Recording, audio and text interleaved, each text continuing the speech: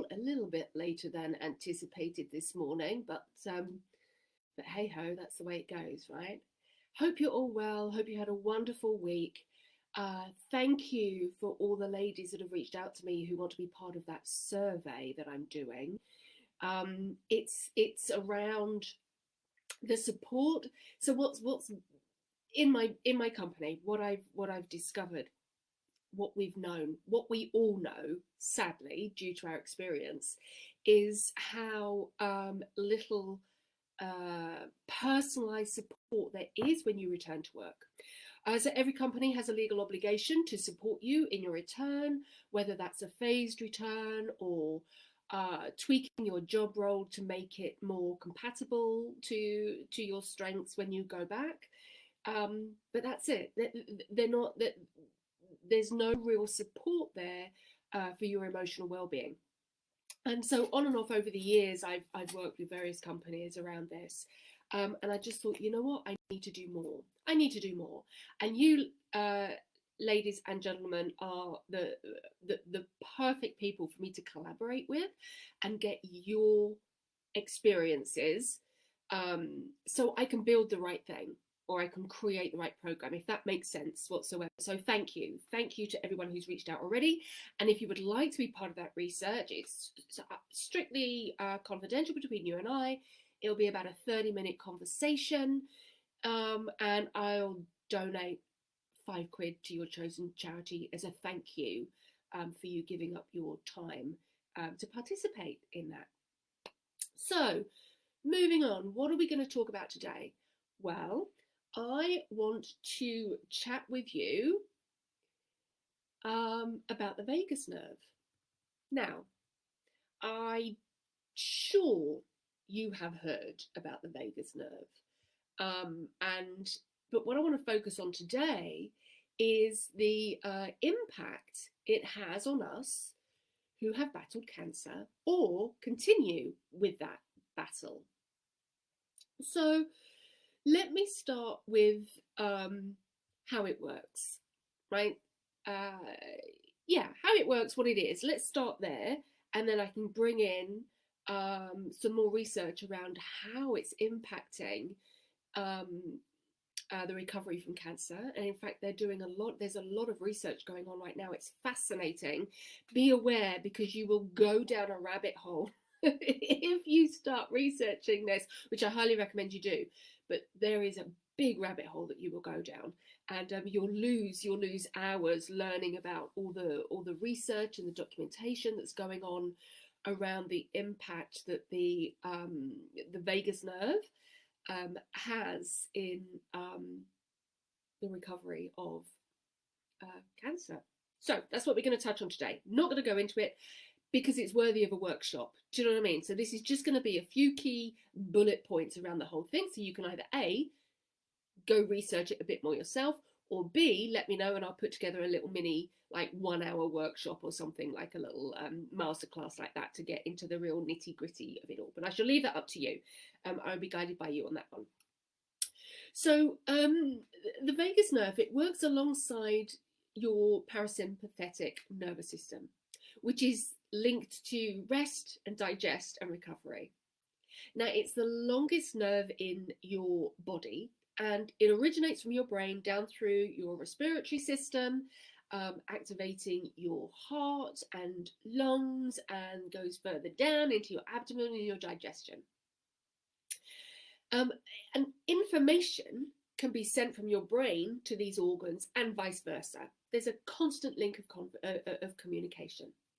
So if we think about that for a moment, and a great way to demonstrate how this impacts you, or impacts me, I'll share one of my experiences, is if I think about what I eat, right, after my treatment, because of the radiation, because it was quite a large area that was radiated. It affected my whole digestive system, and so I have to be really careful about what I eat. And this is how the vagus nerve contributes to this, right? So when I eat certain foods, within half an hour, my brain becomes slow and fuzzy. I struggle to find the right words. My eyelids get heavy. And I just sort of like my head's heavy and I just want to sleep, right? I can get a really bad upset tummy, and I can be really irritable. I can lose my momentum.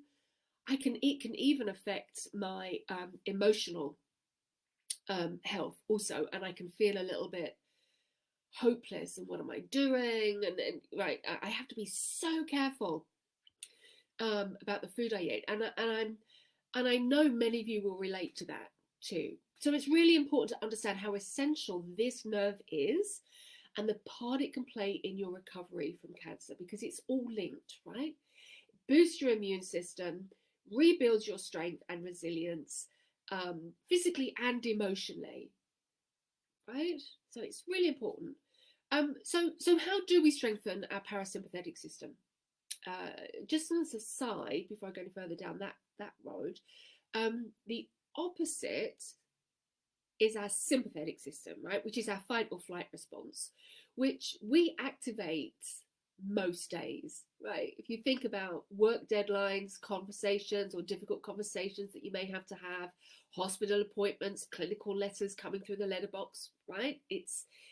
We're constantly in that fight or flight mode, but we very rarely do anything for our parasympathetic nervous system, right? And how to calm that down. So we're going to look at some things that are going to strengthen that vagus nerve, which is linked to our parasympathetic system, which is the calming, rest, recovery, easy digestion thing. Yes, with me? I hope so. I hope so. Yeah, good morning, Jan. I hope you're with me so far and understand that. So lovely to have people on here for me to talk to as I'm going through this. So much better than just sitting here talking to myself. So let's start. Okay, 7 things we can do. Number 1 is, oh gosh, where do I start? What should I start with? Let's start with the simplest one, and then I'll go from there. And don't think you have to do all of these. So I'm gonna list 7, but you don't have to do all 7. Right? Just pick one and start there. And then as the momentum starts to build, then you can add another one and add another one and add another one. But all of these are going to strengthen your nervous system, your vagus nerve. Okay, so the simplest one for me to start with is going to be your breathing. Now, we talk about this a lot, right? And I've shared with you many times the Kundalini breathing meditation: in for 5, hold for 5, out for 5, and you can 4 times for the 60 seconds, and that completely changes the energy within yourself, in the room. It's a fabulous breathing exercise. So this one, again, to calm down your nervous system, here's a different one. So in for 4 to 5, and out for 4 to 5 counts, right? In for 4 or 5, out for 4 or 5. And it's just that rhythm, right? It's the rhythmic mindfulness that you come to your breath that calms everything down, right? A few minutes of that, you'll fall easily asleep, or you'll calm down. You'll be able to gain your clarity or your momentum once again. Just take those few moments to yourself to just, whew. So the second thing is being outside in nature and going on walks. Now, the reason why this works is when we're outside, our senses are heightened, right? Our thoughts and our feelings can subside, and it can allow us to connect, right, to the majesty of the great outdoors. It's beautiful. So get outside and walk, and pay attention to everything around you. The third thing you can do is to look at your potassium intake. So potassium is that calming mineral. Magnesium also. And you can get that from a good selection of veggies. So you don't have to go out and spend money on any supplements. It's like, pay attention to the vegetables you're eating, the range of veggies, like the greater the range, the better. Just veggies. Nice mix, nice range. Eat more veggies. And sodium. Sodium's also really good in playing its part here. And that's sea salt, right? Let's sprinkle a little bit of sea salt over your food, make it taste delicious. So make sure your diet has enough of those. Right? Another thing you can do is like acupressure on like the meridian points in your body. So for me, you know this, I do EFT, emotional freedom technique, or tapping, as you may know it. Immediately calms down our nervous system, brings that sense of slows down our heart rate, brings that sense of focus, and it's great. So um, think about tapping also on a more regular basis. And I don't know whether they're still there. We can do a tapping session together one day. I'll organise that. You'll have to participate rather than me sit here doing it to myself, because it needs to be focused on you and your anxieties. But we'll organise that. We've done them in the past, and they've gone down really well, and they've worked really well for you guys. So just yeah, we'll sort something out. Cold water. Now, who on earth wants to have a cold shower or get into one of these ridiculous ice baths in the winter? But the cold water activates our survival instinct, right? And what that does is it means it slows down your heart rate. Yes. So a short blast at the end of a shower on the back of your neck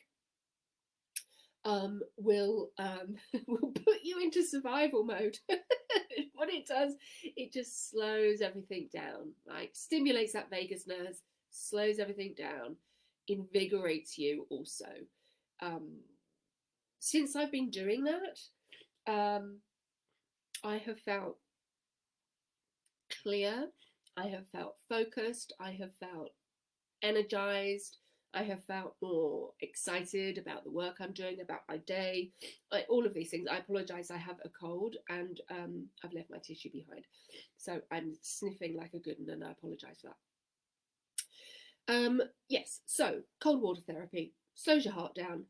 Very quick and easy way to get out of that fight and flight, like that stress response. Right? It's automatic. We don't have to think about it. Our body just does it automatically. Think about the parasympathetic nerve. Laughter releases intention. Releases intention. Laughter releases tension. Right? We know this. I mean, how amazing do we feel when we've spent some time with our loved ones, just connecting and telling stories and laughing and feeling that love and that sense of belonging. Right? Great way to stimulate your vagus nerve and strengthen your parasympathetic nervous system. And finally, the seventh thing, the number 7 is movement, right? And movement where mind and body are connected, like when we have to think about what we're doing. And that is things like yoga or Pilates, right? Something slow, something connected where we're switched on, like we're focusing on our breathing, we're focusing on our body, we have to keep everything connected, but it's in a chilled state, right? Yoga, Pilates, brilliant example for doing that. I was reading an article yesterday that was talking about the different forms of exercise that increase our lifespan. And the greatest one on the greatest form of exercise, which we're not necessarily talking about exercise here, we're talking about movement, but the greatest exercise that elongates your life is tennis. There you go. Mind, movement, yeah, everything. So that, my friends, is everything that I want to share with you today. Like I say, it is a rabbit hole, this learning about the vagus nerve and its impact on cancer, and more importantly, the recovery of. So if you want to learn more, I can put an hour little masterclass together for you, and we go through it live one evening, or just go research it yourself, whichever you prefer. I hope you've enjoyed it today. I hope you found it useful. And also let me know whether this time works better for you. I hope it does, because Jan's on and she's watching. So there you go. That's one thing. So more reviews. But let me know. Let me know about timing. Let me know what you need to know about the vagus nerve. And third thing, let me know if you want to take part in that research. That's it, my lovely friends. Have a great week, and I will speak to you next Friday. See you then.